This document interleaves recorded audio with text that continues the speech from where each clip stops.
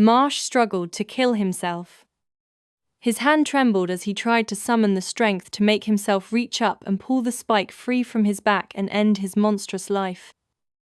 He had given up on trying to break free. 3 years. 3 years as an inquisitor. 3 years imprisoned in his own thoughts. Those years had proven that there was no escape. Even now, his mind clouded. And then it took control. The world seemed to vibrate around him, then suddenly he could see clearly. Why had he struggled? Why had he worried? All was as it should be. He stepped forward. Though he could no longer see as normal men did after all, he had large steel spikes driven point first through his eyes. He could sense the room around him. The spikes protruded from the back of his skull. If he reached up to touch the back of his head, he could feel the sharp points. There was no blood. The spikes gave him power. Everything was outlined in fine blue allomantic lines highlighting the world. The room was of modest size, and several companions also outlined in blue. The allomantic lines pointing at the metals contained in their very blood stood with Marsh. Each one had spikes through his eyes. Each one, that is, except for the man tied to the table in front of him. Marsh smiled, taking a spike off of the table beside him, then hefting it.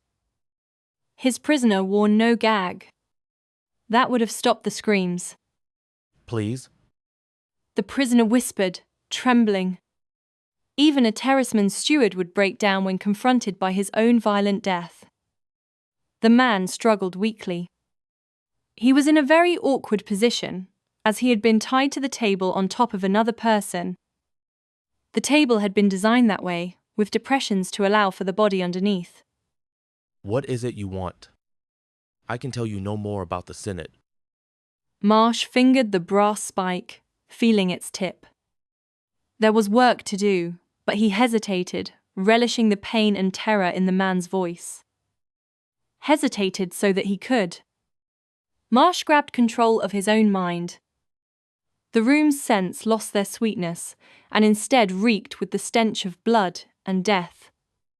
His joy turned to horror.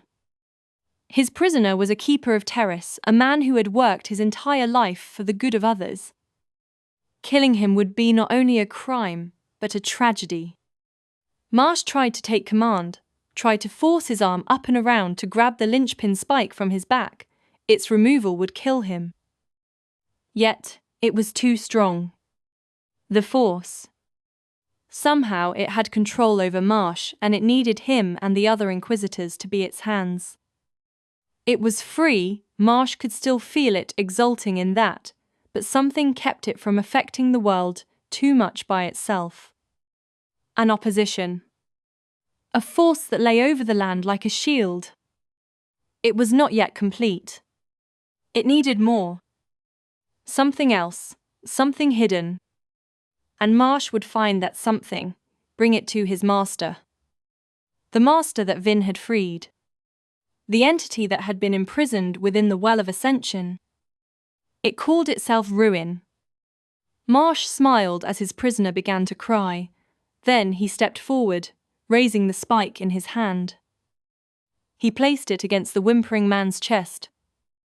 The spike would need to pierce the man's body, passing through the heart, then be driven into the body of the inquisitor tied below. Hemorrhagy was a messy art. That was why it was so much fun. Marsh picked up a mallet and began to pound.